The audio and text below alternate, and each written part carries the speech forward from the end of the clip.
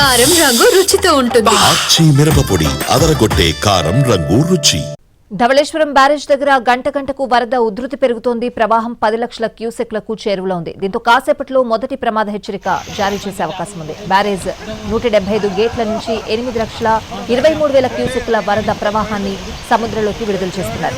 భద్రాచలం వద్ద గోదావరి వరద నీటి మట్టం తగ్గుముఖం పట్టడంతో బ్యారేజ్ వద్ద కొంత మేరకు పెరిగి తగ్గుముఖం పట్టే అవకాశం ఉందని భావిస్తున్నారు. ధవళేశ్వరం బ్యారేజ్ నుంచి మరింత సమాచారం మా ప్రతినిధి శ్రీనివాస్ అందిస్తారు. ధవళేశ్వరం బ్యారేజీ వద్ద మొదటి ప్రమాద హెచ్చరిక చేరువలో గోదావరి వరద నీటి ప్రవాహం కొనసాగుతుంది. ఇక్కడ చూస్తే గోదావరి ఎగువ ప్రాంతాల్లోంచి వస్తున్న భారీ వరద నీటితోటి క్రమేపీ గోదావరి వరద నీటి మట్టం క్రమేపీ పెరగడం జరుగుతుంది. అయితే దీంతో ఇక్కడ ధవళేశ్వరం నుండి విద్యాశ్వరం వరకు ఉన్న మొత్తం 175 గేట్ల నుంచి కూడా గోదావరి ఎగువ ప్రాంతాల్లోంచి వస్తున్న వరద నీటినంతటినీ కూడా దిగువకు విడుదల చేయడం జరుగుతున్నది. ప్రస్తుతం ఇక్కడ చూసినట్లయితే 10.6 అడుగులకు గోదావరి వరద నీటి మట్టం చేరుకోవడం జరిగింది. అయితే ఇక్కడ బ్యారేజ్ నుంచి 8,20,000 క్యూసెక్ల నీటిని సముద్రంలోకి విడుదల చేయడం జరుగుతున్నది. అయితే భద్రాచలం దగ్గర గోదావరి వరద నీటి మట్టం క్రమేపీ తగ్గుముఖం పడుతుంది.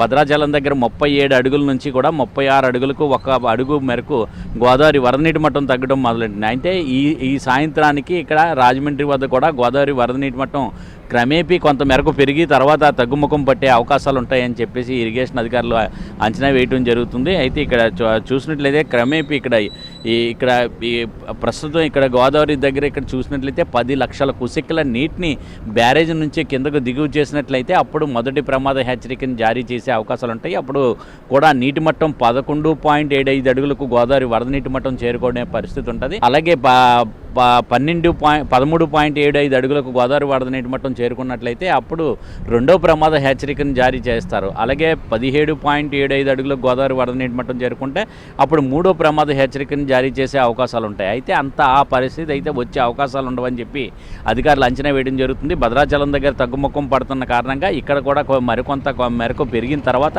మళ్ళీ తగ్గుముఖం పట్టే అవకాశం ఉంటుందని చెప్పేసి ఇరిగేషన్ అధికారులు భావించడం జరుగుతున్నది. అయితే ఇప్పటికే చూసినట్లయితే మత్స్యకారులు ఎవరు కూడా చేపల వేటకు వెళ్ళొద్దని చెప్పి అధికారులు ఆదేశాలు జారీ చేయడం జరిగింది. దీంతో పడవలన్నింటినీ కూడా బ్యారేజ్ దగ్గరే నిలిపేయడం జరిగింది.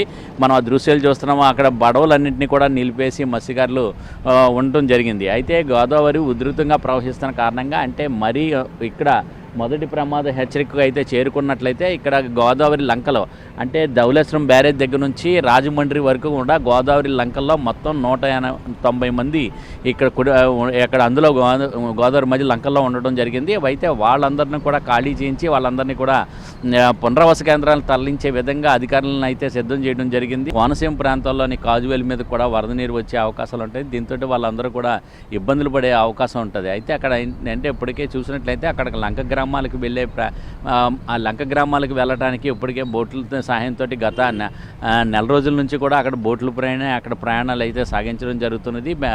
అది గంటిపెద్దపూడి అలాగే అక్కడ చుట్టుపక్కల ఉన్న లంక గ్రామాల అన్నింటికి కూడా అక్కడ బోట్ల సహాయంతో ఇప్పటి వరకు అక్కడ ప్రవహించడం జరుగుతున్నది. అయితే గోదావరి ప్రస్తుతం అధికారులు అయితే చెప్తున్న దానికి వర్షాలు తగ్గుముఖం పట్టిన కారణంగా గోదావరి వరద నీటి మట్టం కూడా తగ్గే అవకాశం ఉంటుందని చెప్పేసి అధికారులు భావిస్తున్న నేపథ్యంలో గోదావరి నదీ పరివాహక ప్రాంత ప్రజలందరూ కూడా ఊపిరి పీల్చుకోవడం జరుగుతున్నది. ఎప్పటికప్పుడు కలెక్టరేట్లోని రాజమండ్రి ఆర్డీఓ కార్యాలయంలో అలాగే కొవ్వూరు ఆర్డీఓ కార్యాలయంలోతో పాటు గోదావరి పరివాహక ప్రాంతాలు అన్ని చోట్ల కూడా ఎంఆర్ఓ కార్యాలయాల్లో కూడా కంట్రోల్ రూమ్లను ఏర్పాటు చేసి ఎప్పటికప్పుడు వరద పరిస్థితిని అధికారులు సమీక్షించడం జరుగుతున్నది.